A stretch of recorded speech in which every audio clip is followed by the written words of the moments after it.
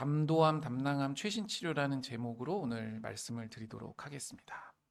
목차는 다음과 같고요. 그래서 일단 항암 치료의 기본 개념과 원리, 아마 뭐 1세대 항암제, 2세대 항암제, 3세대 항암제 들어보셨을 텐데 그 얘기 좀 드리고요.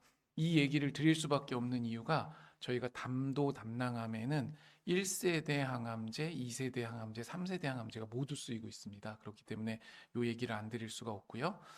그래서 실제 그리고 담도 담낭 항암 치료로 조금씩 나눠서 이제 수술 후에 받는 재발 방지 항암 치료, 그리고 안타깝지만 재발 전이가 됐을 때 저희가 1차로 가장 많이 사용하는 치료들, 그리고 또 1차 치료가 내성이 생겼을 때 사용하게 되는 항암 치료들 얘기를 좀 간단하게 요약해서 말씀드리겠습니다. 그리고 담도암, 담낭암 치료가 같냐 다르냐, 이것도 사실 제가 진료실에서 꽤 질문을 많이 받는 거라서 요 얘기도 잠깐 하도록 하겠습니다. 그리고 아까 말씀드린 대로 이제 담도, 담낭암 치료 때 2세대 항암제, 특히 표적 항암제가 같이 쓰이고 있기 때문에 그 표적 항암제 사용에 꼭 필요한 이런 암 유전체 검사라는 얘기를 좀 간단히 드리도록 하겠습니다. 그리고 마지막으로는 그런 임상 연구, 임상 시험이 환자분들에게 어떤 의미인지에 대해서도 짧게 말씀을 드리겠습니다. 우선 항암 치료 기본 원리고요.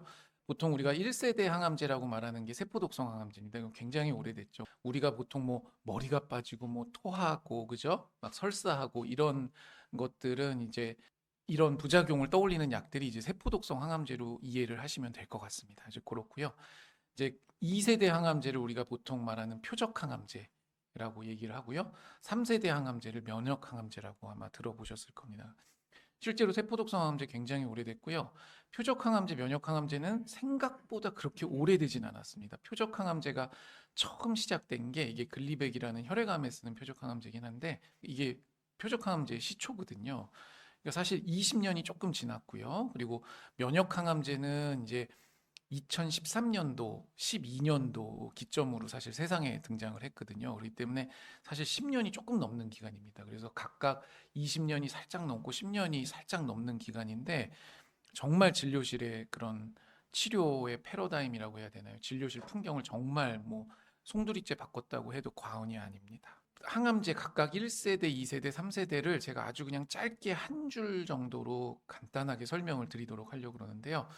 저희가 뭔가 이제 상대방과 싸우려면은 당연히 그 상대방을 잘 알아야 돼요. 그렇죠? 그러면은 상대방을 잘 알려면 어떻게 해야 되느냐?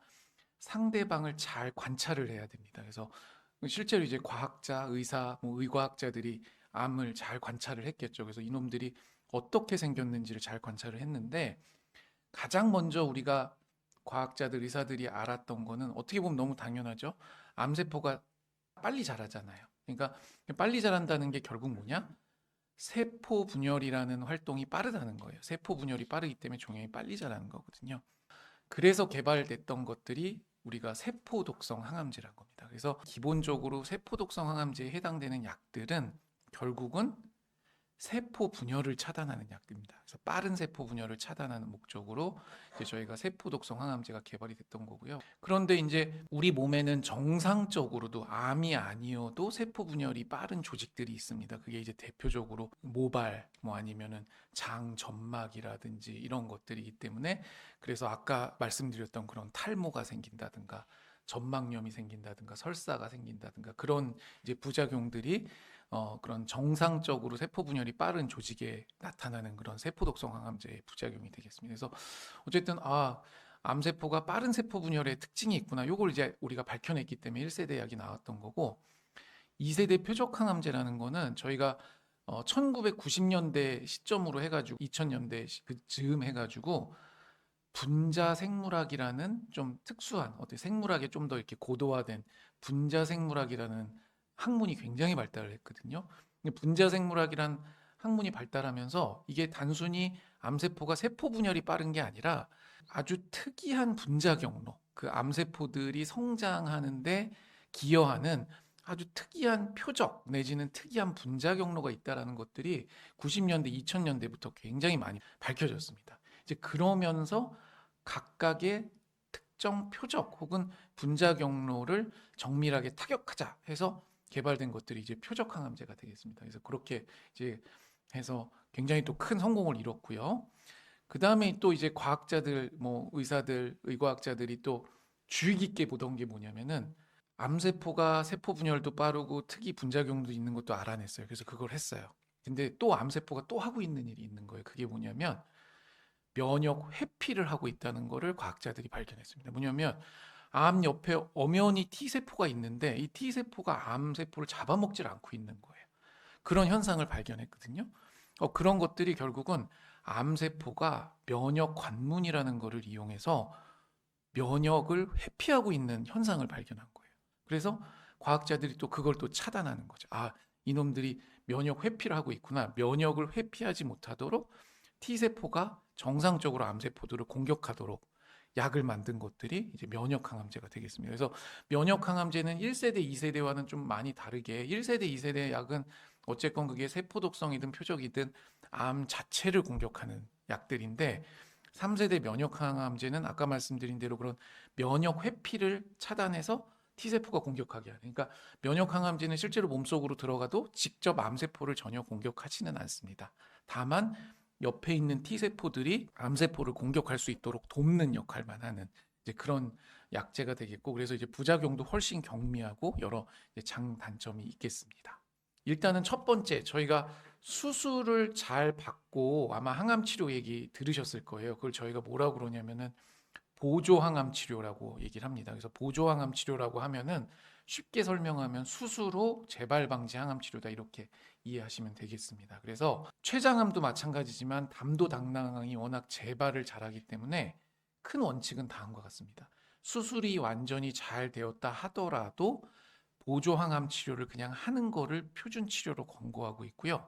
이거는 나이와 관계없고 병기와 관계없이 심지어 1기여도 2기여도 3기여도 수술이 잘 되었어도 재발 방지 항암 치료라는 걸 표준 치료로 지금 하고 있습니다. 그리고 현재 가장 널리 쓰이는 약은 먹는 항암제, 경구 항암제 중에 젤로다라는 약이 있습니다. 그래서 젤로다라는 먹는 항암제, 이것도 일종의 1세대 약이긴 한데 세포 독성 항암제긴 한데 이제 먹는 약이거든요. 그래서 이 먹는 경구항암제를 6개월 드시는 게 가장 널리 사용하고 있는 이제 표준 치료가 됐습니다.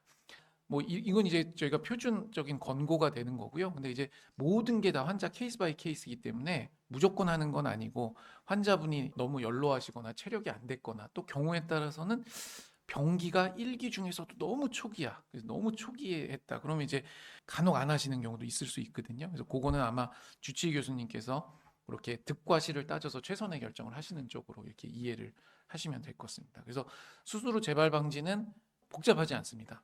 모두 6개월간 젤로다랑 항암 치료를 하는 게 이제 가장 널리 쓰이는 거다. 물론 여기도 지금 젤로다라는 보조 항암 치료의 성적이 사실 썩 만족스럽진 않거든요. 그래서 사실 요거를 좀 더 좋게 하기 위해서 젤로다에 이제 면역 항암제를 추가로 한다거나 아니면 젤로다에 다른 주사 항암제를 추가로 하는 그런 임상 연구들도 실제로 진행 중이거나 이제 있거든요. 그래서 좀 더 적극적으로 그런 치료하는 임상 연구들도 지금 있습니다. 안타깝지만 이제 재발 전이가 돼서 이제 저희가 주사 항암제를 치료하게 되는데요.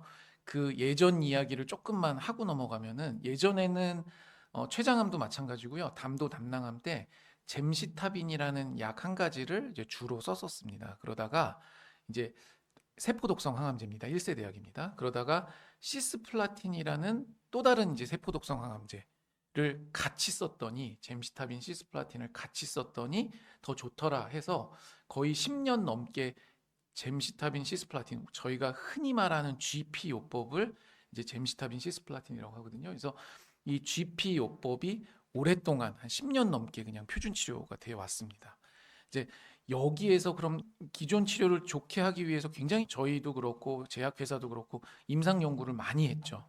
그래서 임상 연구들 실제로 성공한 임상 연구들이 나오면서 기존의 GP라는 표준 치료가 이제 좀 더 좋은 치료로 넘어오게 됩니다. 그 말씀을 오늘 주로 드리려고 하고요. 아까 제가 GP요법이라고 여기 말씀드렸죠. 전통적인 표준 치료고 가장 보편적인 표준 항암 세포 독성 항암요법입니다. 그리고 보험 급여가 다 적용이 되기 때문에 비용 부담이 적어서 실제로 가장 그동안 널리 쓰여왔던 치료가 되겠고요.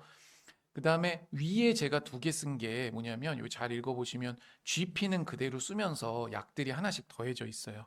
하나는 너발루맙 임핀지라는 면역 항암제가 되겠고 또 하나는 펜브로리주맙 키트루다라는 면역 항암제가 되겠습니다. 회사가 다른 거죠. 하나는 영국 아스트라제네카 회사고 요거는 이제 그 MSD라는 미국 회사에서 한 건데 어쨌든 기존 항암 치료에 면역 항암제를 더해서 했더니 치료가 좋다는 대규모 임상 연구 결과가 두 개가 나왔습니다. 그렇기 때문에 현재는 더발루맙 임핀지와 GP를 같이 쓰는 거 혹은 키투르다와 GP를 같이 쓰는 게 더 선호되는 표준 치료로 이제 바뀌었습니다. 물론 이제 GP도 여전히 표준 치료 중에 하나로는 돼 있긴 하지만 좀 더 면역 항암제와 GP를 같이 쓰는 임핀지 GP 혹은 키투르다 GP가 좀 더 선호되는 1차 치료로서 권고하고 있는 상태입니다.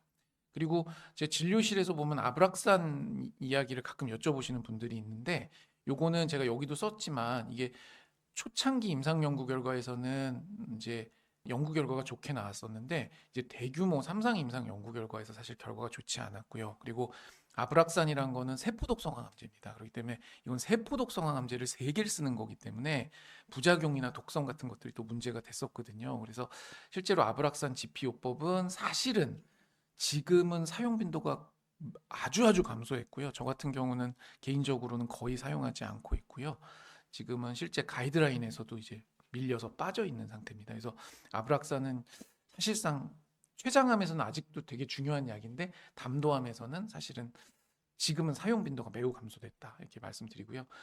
그런데 이제 그 중에서도 제가 이렇게 오늘 두 가지 좀 주로 말씀드리는 거는 전통적인 보험이 되는 GP, 그다음에 임핀지 GP를 아마 두 가지를 가장 많이 기억하시면 될 것 같습니다. 제가 뭐 키투르다 임핀지 이걸 뭐 차별하는 건 전혀 아니고요. 두 가지 요법은 그 가이드라인에서도 동등하게 권고하는 동등한 요법이라고 보시면 됩니다. 근데 이제 제가 굳이 임핀지를 먼저 말씀드리는 이유는 이제 저희가 이제 약 처방할 때 이제 약이 언제 보험이 되느냐가 사실 되게 중요하거든요. 왜냐면은 환자분들이 내가 비보험으로 시작이 됐지만 보험이 되는 순간 실제 보험 급여 혜택을 받기 시작합니다. 물론 예전에 맞았던 거를 소급해서 받을 수는 없지만 급여가 되는 순간 이제 급여 혜택을 받으실 수가 있기 때문에 근데 이제 문제는 뭐냐면 저희가 제약회사랑도 저희가 이야기를 많이 하고 뭐 이런 이 급여 진행 상황은 굉장히 커뮤니케이션을 많이 하는 편인데 임핀지는 지금 급여 진행이 굉장히 좀 많이 돼가고 있어요. 근데 이제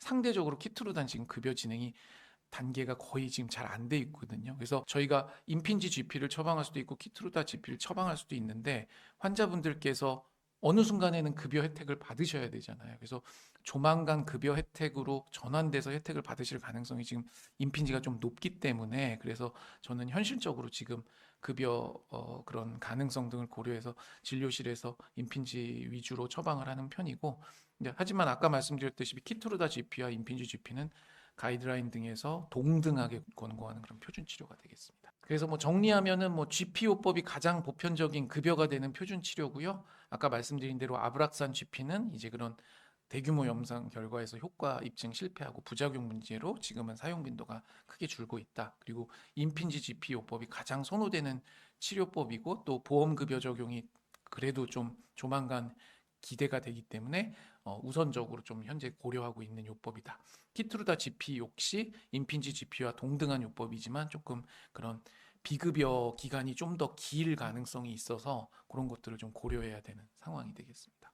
면역 항암제를 어쨌든 더해서 쓰는 거기 때문에 그래 더해서 써서 효과가 좋은 거는 뭐 알겠다. 효과가 좋은 건 좋은데 환자분들이 진료실 걱정하는 게 근데 어쨌든 약을 하나 추가로 쓰는 거기 때문에 부작용은 어떻냐 이런 거에 대해서 좀 걱정들이 있으시거든요. 근데 이제 면역 항암제 부작용 뭐 굉장히 복잡하고 어려운 내용도 많지만 간단하게 제가 한 3-4가지 정도로 말씀드리면 우선 진료실에서 실제로 가장 흔하게 호소하시는 부작용은 가려움증이나 피부 발진이에요. 대개는 경미합니다. 근데 어쨌든 요거는 면역 항암제 종류에 관계없이 거의 뭐 어떤 면역 항암제도 대부분은 이제 피부 발진 가려움증 어느 정도 하시고요. 사실 대부분은 경미한 정도고 근데 이제 발진이나 가려움증이 너무 심해서 치료를 중단해야 되는 경우는 사실은 거의 뭐 5% 미만, 1% 미만 같습니다. 그래서 대부분 없다고 보셔도 되고 저희가 항히스타민제나 스테로이드 연고 또 보습 연고 같은 걸 통해서 충분히 이제 조절하면서 갈 수 있는 부작용인 경우가 많기 때문에 그거는 그렇게 이해를 하시면 좋을 것 같고요. 그리고 저희가 이렇게 피 검사를 하다 보면은 여러 좀 부작용들이 나타나는 경우가 있는데 가장 흔히 발견되는 부작용은 또 갑상선 기능 이상 부작용이 가장 흔히 발생됩니다. 그래서 아마 환우분들 내분비내과 같이 다니시는 경우 많이 있을 겁니다. 그게 쉽게 말하면 면역 항암제이기 때문에 부작용이 어떤 게 나타나면은 면역 부작용이 나타나요. 자가 면역. 그래서 자가 면역 갑상선염이란 게 와서 갑상선 조직들이 좀 파괴가 됩니다. 그러니까 그렇게 얘기를 하니까 굉장히 좀 무섭게 들리실 수도 있는데요. 그래서 경과를 보면은 갑상선염이 오면 처음에 갑상선 조직이 좀 파괴가 돼요. 그러면서 그 그런 갑상선 기능 항진이 옵니다. 왜냐하면 갑상선 파괴되는 조직에서 갑상선 호르몬이 이렇게 같이 빠져나오거든요. 그래서 처음엔 갑상선 기능 항진이 왔다가 서서히 갑상선 기능 저하로 반전되는 게 보통의 이제 경과가 되겠습니다. 그런데 제가 여기서 말씀드리고 싶은 거는 갑상선 기능 이상은 저희가 면역 항암제를 중단하는 부작용이 아닙니다. 그 이유가 왜 그러냐면 저희가 적절한 시점에 내분비내과와 협진을 하게 되면은 갑상선 부작용이 와도 너무 잘 관리를 할 수가 있습니다. 갑상선 기능 이상으로 우리가 뭐 적절히 발견만 하면 적절히 약을 썼을 때 최악의 상황이 뭐냐? 결국은 하루에 한 번씩 갑상선 호르몬 보충제를 먹는 거거든요. 그래서 주변에 보시면 갑상선 암으로 수술하시고 호르몬 보충제 드시는 분들이 있을 거예요. 그러니까 조절하는 게 너무 사실 간단한 거예요. 그렇기 때문에 저희가 아래에 나오는 자가면역 폐렴, 자가면역 간염, 뭐 이런 것들이 굉장히 심하게 왔을 때는 면역 항암제를 중단하는 경우들이 꽤 흔히 있는데요. 자가면역 갑상선염 같은 경우에는 심하게 와도 저희가 전혀 중단하지 않습니다. 그 이유는 최악의 상황이라 하더라도 잘 관리할 수가 있기 때문에 그렇습니다. 그래서 그렇게 이해하시면 될 것 같고, 그래서 실제 주치의 교수님들께서 대개는 정기적으로 갑상선 기능을 피 검사에 포함해서 아마 검사를 하고 계실 겁니다. 그리고 빈도는 낮지만 저희가 소위 말하는 주요 장기라는 게 심장, 폐, 간, 콩팥 이런 거거든요. 근데 이런 주요 장기에도 좀 심각한 부작용이 올 수는 있습니다. 근데 빈도는 대개 5%에서 1% 미만입니다. 그래서 근데 어쨌든 이런 경우에는 좀 굉장히 주의 깊게 봐야 되고요. 그럴 때는 좀 심하게 왔을 때는 면역 항암제를 중단을 하고요. 또 적절하게 스테로이드라는 치료를 하게 되면 또 요 부작용을 잘 넘기실 수가 있습니다. 많은 경우에. 그래서 저희가 그렇게 보고 있다. 예, 이해를 하시면 될 것 같고요. 그래서 면역 관문 억제제가 굉장히 많이 나서 이거보다 사실 더 많습니다. 더 많고 뭐 중국 약들은 더 많고요. 근데 이제 옵디보, 키트루다, 티센트릭, 임핀지, 어보이, 이뮤도 이렇게 하고 제가 이따가 말씀드리겠지만은 담도암에서는 지금 아까 임핀지, 키트루다가 1차 치료에서 가장 널리 쓰이고 있고요. 하지만 2차 치료로 넘어오면은 옵디보, 키트루다, 여보이 같은 약들도 실제로 2차 치료에서 쓰이고 있거든요. 그래서 그런 여러 가지 면역관문 억제제가 지금 담도 담낭암에서 쓰이고 있다. 이렇게 이해하시면 될 것 같습니다. 저희가 어쨌든 뭐 임핀지 GP를 썼던 GP를 썼던 1차 치료를 했는데 1차 치료에서 효과가 없어서 약을 바꿔야 되는 경우가 있습니다. 그래서 그럴 경우에 2차 이상 치료라고 얘기하는데 사실 옵션들이 여러 개 있기는 합니다. 그중에서 저희가 한 가지를 선택해서 우선적으로 하고요. 여기에 있는 여러 가지 옵션들 중에 뭐가 최선이다 사실 그런 거는 있진 않고요.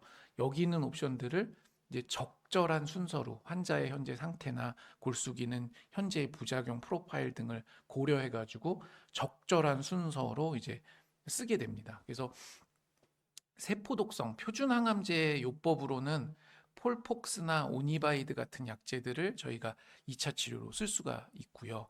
또 1차 치료에만 면역 항암제를 쓰느냐? 그렇지 않습니다. 2차 치료 이상에서도 면역 항암제를 쓸 수 있습니다. 그래서 옵디보나 키트루다를 단독으로 사용할 수도 있고요. 근데 이제 옵디보 키트루다 단독요법은 사실은 저희가 나온 데이터도 그렇고 임상 현장에서 써보면 그 단독요법으로는 효과가 조금 미진한 거는 사실입니다. 그래서 실제로 최근에는 이제 사전 신청 요법으로 해서 면역 항암제 옵디보 여보이를 변용하는 요법도 저희가 실제로 모두 급여는 내고 있지 않으면 쓸 수 있고요. 또 키트루다를 단독으로 쓰는 게 아니라 키트루다에다가 렘비마라는 경구 표적 항암제가 있습니다. 요거는 이제 간암에서 워낙 많이 쓰는 약인데 어쨌든 키트루다 렘비마 같은 그런 병용 요법으로도 면역 항암제를 쓸 수 있다. 이렇게 이해하시면 될 것 같고요. 그 다음에 또 중요한 게 담도 담낭암에서 표적 항암제들을 또 몇 가지 여러 가지 쓸 수가 있습니다. 그래서 우리가 표적 항암제를 쓰려면 NGS 검사라고 아마 들어보셨을 것 같은데 암 유전체 검사라는 거를 하시면 이제 표적 항암제를 쓸 수 있는지 없는지를 알 수가 있습니다. 그래서 내가 만약에 NGS 암 유전체 검사를 했는데 만약에 여기 예시로 제가 FGFR2 퓨전 융합이라는 그런 특이한 유전체 변이가 내 암세포에 있다 그러면은 페미가티닙이라는 FGFR2 억제제라는 표적 항암제를 쓸 수가 있고요. 실제로 정말 다행스럽게도 이게 한 달 약값이 1,000만 원 정도 됐었는데 올해 5월부터 급여가 됐습니다. 그래서 이거 실제로 환자분들한테 접근성이 굉장히 많이 좋아졌고요. NTRK 퓨전이란 것들이 또 이제 발견이 되면 로즐리 트랙이나 비트락비 같은 것들도 급여를 쓸 수 있는데 엔트랙 퓨전이라는 변이는 사실 굉장히 좀 드문 변입니다. 그래서 담낭 담도암에서도 좀 드문 편이고요. 제가 보는 몇 가지 암종을 통틀어서 제가 이 엔트랙 퓨전으로 예전에는 치료를 했지만 뭐 지금도 치료를 하고 있는 환자는 사실 딱 2명밖에 안 돼요.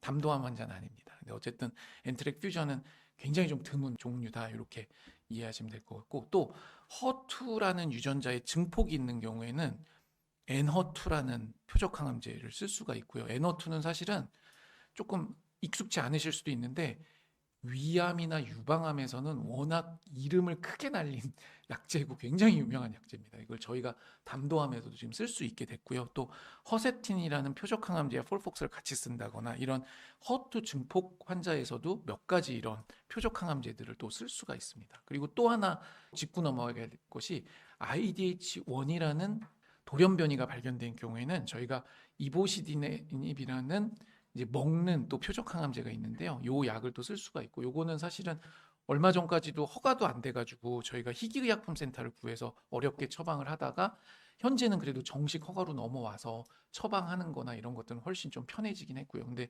다만 비용이 이제 저희가 거의 한 달에 이 약도 거의 1,000만 원 정도 들기 때문에 실제로 환자분들이 현재 좀 처방받기 좀 어려운 건 있고 근데 이제 저희도 그렇고 회사도 그렇고 요것도 이제 급여 진행을 하려고 아마 다방면으로 지금 노력을 하고 있는 걸로 알고 있습니다. 제가 간단히 이런 재발 방지 1차, 2차 이상 항암 말씀을 드렸고 담도 당남한 치료가 같냐 다르냐 요거 질문을 많이 받아가지고 이제 결론만 말씀드리면은 기본적인 항암 치료 원칙은 그냥 동일합니다. 근데 이제 암 유전체 검사를 하게 되면 제가 표적이 뭐 있냐 없냐 나온다고 그랬잖아요. 근데 암 유전체 검사에 따른 표적 항암제 사용 전략이 조금 달라질 수 있다. 요 정도로 제가 정리해서 말씀드릴 수 있거든요. 그 이유는 저희가 담도암, 담낭암을 그냥 담독의 암이라고 해가지고 좀 뭉뚱그려서 실제로 임상 연구도 다 같이 진행하고 치료도 다 비슷하게 하는데 실제로 생물학적으로는 좀 다른 부분들이 있어요. 그래서 암 유전체 검사를 해보면 담도암하고 담낭암은 실제로 나오는 돌연변이 패턴이 꽤 다릅니다. 그렇기 때문에 제가 기본적인 항암 치료 원칙은 동일하지만 암류 전체를 하고 나서 쓸 수 있는 표적 항암제 사용 전략은 조금씩 다르다 이렇게 말씀드리는 거고 어쨌든 큰 원칙은 동일하다 이렇게 말씀드리는 거고 방금 말씀드렸죠? 수술 후에 재발 방지를 하는 젤로다 보조항암 치료 그것도 담도암, 담낭암 동일하게 하고 있고요. 그리고 재발 전이 시에 1차 고식적 항암 치료 면역 항암제와 GP요법을 같이 하는 거 아까 말씀드렸잖아요. 임핀지나 키토르다 GP. 그것도 담낭암이나 담도암이나 동일하게 치료를 합니다. 하지만 NGS를 하게 되면은 발견되는 특정 돌연변이들이 좀 다르거든요. 그래서 아까 담도암 같은 경우에 특히 이제 이게 간 내담도암이냐 간 외담도암이냐 뭐 조금씩 다르긴 한데 어쨌든 특히 간 내담도암 같은 경우에 아까 말씀드렸던 그런 FGFR2라든가 IDH1 같은 돌연변이들이 많이 나와요. 주로 담도암, 특히 간도 담도암. 그래서 간내 담도암 환자에서 실제로 좀 페마자일이나 팁소보 등을 쓸 수 있는 찬스들이 좀 있는 거고요. 반면에 담낭암 같은 경우에는 사실 FGFR2나 IDH1 같은 돌연변이는 잘 안 나옵니다. 데이터로도 그렇고 저희가 실제 해봐도 그렇고 그래서 대신 담낭암 환자분들은 허투라는 또 표적이 또 심심치 않게 꽤 나와요. 그래서 담낭암들은 허투라는 표적 치료를 또 할 찬스가 좀 더 있다. 이런 차이들이 있습니다. 그래서 실제로 진료실에서 이런 표준항암 치료, 면역항암 치료뿐만 아니라 암유전체 검사 한번 주치의 교수님하고 상의해 보시면은 나한테 쓸 수 있는 그런 여분의 치료 옵션 내지는 숨겨진 치료 옵션이 있는지 한번 확인할 수가 있습니다. 그래서 그렇게 이해를 하시면 될 것 같습니다. 그리고 압류 전체 검사를 그래서 말씀을 안 드릴 수가 없는데 압류 전체 검사라는 걸 저희가 보통 NGS라고 이야기를 하고요. 암세포가 갖는 유전적 변이를 분석해서 사실 진단에 도움이 되는 경우도 있고요. 예후 예측에 도움이 되는 경우도 있고요. 근데 사실 또 저희가 현실적으로 가장 중요한 거는 추가적인 치료 옵션이 있는지 그런 치료제 선택에 있어서 활용하기 위해서 하는 좀 정밀 의료 검사다 이렇게 이해를 하시면 될 것 같습니다. 저희가 권고하고 시행하는 이유가 대부분 아까 말씀드린 대로 맞춤형 치료 전략 그리고 치료 반응이나 예후를 예측하는 거고 또 경우에 따라서는 왜 내성이 생겼을까 이런 내성 변이를 탐지할 수도 있고요. 또 다양한 저희가 가장 많이 참고하는 그런 국제적인 진료 가이드라인에서도 암 유전체 검사를 실제 권고하고 있습니다. 그래서 그런 여러 가지 이유로 저희가 암 유전체 검사를 시행하고요. 어떻게 하는지 비용 간단히 말씀드릴게요. 암 유전체 검사를 하자고 하셨을 때 당장 무슨 검사를 하시는 걸로 오해하시는 경우들이 조금 있는데요. 내가 과거에 수술을 받아서 조직이 있다거나 병리과에 보관이 돼 있거든요. 그래서 수술을 받으셨거나 혹은 어쨌거나 진단을 위해서 어떻게든 조직을 얻잖아요. 그래야 진단이 나오요. 그래서 기존 진단이 있는 경우에는 저희가 암주전체 검사를 다 기존 조직으로 할 수가 있습니다. 그래서 실제로 저희가 알아서 병리과에서 슬라이드를 깎아서 검사를 진행하기 때문에 암유전체 검사를 한다고 해서 무조건 조직을 새로 얻고 내가 무슨 당장 힘든 검사를 해야 된다 그런 건 아닙니다. 그래서 기존 조직을 이용한다는 거를 알고 계시면 좋을 것 같고 근데 기존 종양 조직이 충분치가 않다. 그런 경우에는 좀 새로 조직 검사를 해야 되는 경우가 있다. 이 정도 이해하시면 될 것 같고 또 이제 비용이 굉장히 또 민감한 문제잖아요. 그래서 이게 보험 급여가 안타깝지만 현재는 폐암에서만 인정이 되고 있습니다.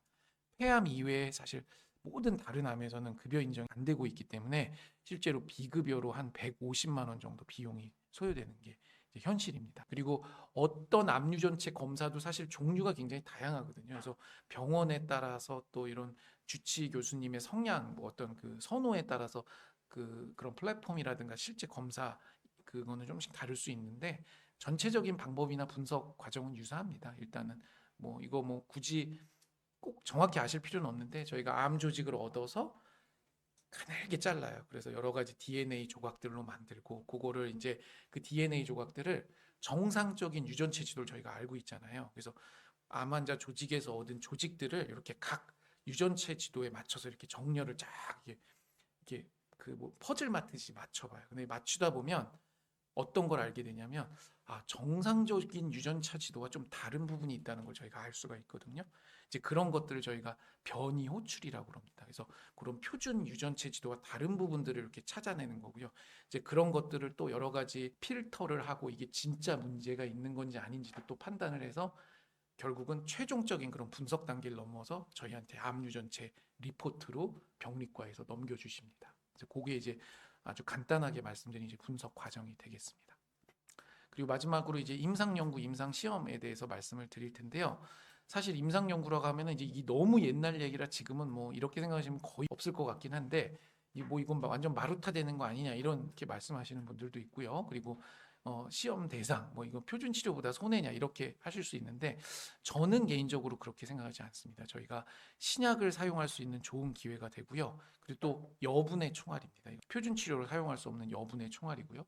또 상당히 의학적 발전에 기여할 수 있고요. 또 제가 여기다 적진 않았지만 또 제가 뭐라고 말씀드리냐면 더 적극적인 치료다라고 제가 말씀을 드립니다. 말씀드렸지만은 뭐 더발루맙 GP, 뭐 키투르다 GP 지금 뭐 비보험으로 뭐 얼마니 막 이런 얘기 하고 있지만 불과 2, 3년 전만 해도 똑같은 제 진료실 방에서 임상 연구로만 참여할 수 있었던 약들이거든요. 물론 이제 모든 임상 연구들이 뭐 다 표준 치료로 넘어오는 건 아니지만 굉장히 유망한 임상 연구 중에 많은 수가 표준 치료로 넘어오거든요. 그래서 굉장히 좀 더 적극적인 치료를 좀 더 좀 미리 받을 수 있는 그런 이제 기회가 된다. 이렇게 이해를 하시면 됩니다.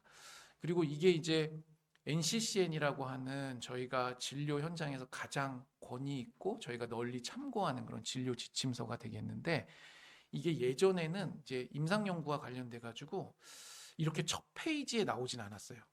얼마 전까지만 해도 이제 좀 몇 페이지 뒤에서 이제 목차쯤에 가면은 뭐 임상 연구 참여하길 권한다 이런 얘기가 어쩌고 저쩌고 나왔었는데 이제 최근에 이제 업데이트된 이 가이드라인을 보면은 임상 연구와 관련된 언급이 아예 그냥 1페이지 표지에 그냥 나왔어요. 이거는 담도암만 이렇게 나오는 게 아니라 모든 암종이 똑같이 이렇게 그냥 1페이지로 다 옮겨왔더라고요. 이제 그만큼 임상 연구에 대해서 중요성을 좀 더 강조한다고 저는 이해를 하는데, 이걸 한글로 해석하면 뭐냐면 NCC에는 임상 시험의 중요성을 인지하고 있으며 가능하고 이용 가능한 경우, 그러니까 열려 있는 임상 연구가 있고 내가 자격이 돼서 참여 가능한 경우에는 참여를 권장한다. 그러니까 이 NCCN이라는 세계의 가장 대가들이 모여서 만든 임상 진료 지침의 첫 페이지에 우리는 임상 시험의 중요성을 인지하고 있고 가능한 참여를 권장한다, 이렇게 하고 있습니다. 그래서 그런 것들을 이해하시면 될 것 같고, 또한 이쪽에서 임상 시험은 포용성을 극대화하고 광범위한 대표성을 갖는 참여자 등록을 목표로 설계되어야 돼. 요거는 뭐 제가 뭐 자세히 설명드릴 필요는 없는데, 어떤 또 좀 그런 얘기가 있냐면, 가끔 저희도 임상 연구를 의뢰받아서 하다 보면은 약간 제약회사는 어떤 생각이 있냐면, 좀 좋은 환자를 자기 임상 연구에 등록시키고 싶겠죠. 항 상태가 너무 안 좋아. 그래서 막 임상 연구하다 문제가 생길 수도 있을 것 같고, 뭔가 신장 기능, 장기 기능이 안 좋거나 뭐 그런, 실제 진료 현장에는 뭐 그냥 저희가 치료를 하지만 임상 연구에는 그런 환자들을 좀 어쨌거나 회사 입장에서는 넣고 싶지 않을 거잖아요. 왜냐하면 회사에서는 돈도 투자하고 자기네 연구 결과 좋은 연구, 그러니까 약간 임상 연구에 참여하는 자격 기준이 대개는 까다롭습니다. 피검사 기준, 뭐 예적 기저 질환 이런 것들이. 그래서 그런 것들을 조금, 어떤 회사들은 또 유독 욕심을 내는 회사들이 제가 보면 가끔 있어요. 그걸 너무 또 타이트하게 잡아놔서 막 실제 환자들 중에 대부분 막 못 들어가고 정말 컨디션 좋은 환자만 들어가는 그런 임상 연구들도 가끔 있거든요. 그러니까 그런 것들을 여기에서도 이 대가 선생님들도 인지를 하는 거예요. 그래서 뭐라고 하냐면 포용성을 극대화하고 광범위한 참여자가 등록할 수 있게, 그러니까 그런 자격 요건을 또 너무 타이트하게 해서 환자들이 참여하기 어렵게끔 임상 연구를 설계하면 안 된다. 이제 그런 언급까지도 이제 이 대가들이 하고 있는 겁니다. 그래서 임상 연구는 제가 앞서 말씀드렸다시피 굉장히 그런 적극적인 치료 옵션으로 이해를 하고, 그런 신약을 조기에 사용할 수 있는 그런 좋은 옵션으로 저희가 받아들이고 있습니다. 그래서 요약 정리해 드리면은 항암 치료, 뭐 수술 후 재발 방지 항암 치료는 이제 젤로다를 6개월 드시는 거다, 수술 후에. 그게 이제 표준 치료고, 아까 말씀드렸다시피 여기에서도 젤로다에 면역 항암제를 더한다거나 젬시타빈이라는 세포 독성을 하는 그런 임상 연구가 진행되고 있습니다. 사실 더 적극적인 치료를 하는 거죠. 그리고 재발 전이 시에는 GP요법을 표준으로 하되, 현재는 면역 항암제, 그게 임핀지가 됐든 키트루다가 됐든 이런 면역 항암제와 GP를 함께 쓰는 게 좀 더 선호되는 표준 요법으로 바뀌었다, 이렇게 말씀드리고, 2차 이상 치료, 1차에서 내성이 생겼을 경우에는 폴폭스, 오니바이드, 또 면역 항암 중에는 아까 말씀드린 옵디보 여보이라든가 키트루다, 렘비마, 그런 병용 요법들, 또 표적 항암제를 사용할 수 있다. 그리고 그 표적 항암제에는 아까 말씀드린 페미가티닙, FGFR2, 또 IDH5 같은 경우에는 이보시데닙, 허투 같은 경우에 엔허투, 뭐 허세틴 같은 표적 항암제 쓸 수 있다, 이렇게 이해하시면 될 것 같고요. 그리고 압류 전체 검사라는 건 아까 말씀드린 대로 기존에 갖고 계셨던 종양 조직을 주로 이용해서 유전적 변이 표적을 찾는 좀 꽤 담도암에서는 중요한 검사가 되겠고요. 이제 좀 안타깝지만 아직 보험이 안 돼서 150만 원 정도의 실제 비용이 드는 게 좀 허들이라고 할 수가 있겠습니다. 그리고 마지막에 말씀드린 대로 임상 연구 참여를 통해서 좀 그 신약의 사용 기회가 조금 더 넓어질 수 있다, 이렇게 말씀을 드리겠습니다. 제가 사실은 진료실에서 시간이 뭐 모자라서 막 빨리빨리 막 나가게 되는 경우가 대부분이잖아요. 그래서 질문 받았던 것 중에 실제로 제가 조금 많이 질문하신 것들, 글 올려놓은 것들이 좀 있거든요. 그래서 이런 것들, 뭐 NGS 검사 얘기도, 그리고 딸꾹질 물어보시는 분들도 많고, 어떻게 먹어야 되냐, 이렇게 질문들 많으시거든요. 이런 거 써놓은 게 있어가지고 요거는 한번 네이버 뭐 검색해 보시면은 쉽게 찾을 수는 있어서 이런 거 읽어보시면 또 좀 유용한 얘기들이 있어서 도움이 되실 것 같습니다.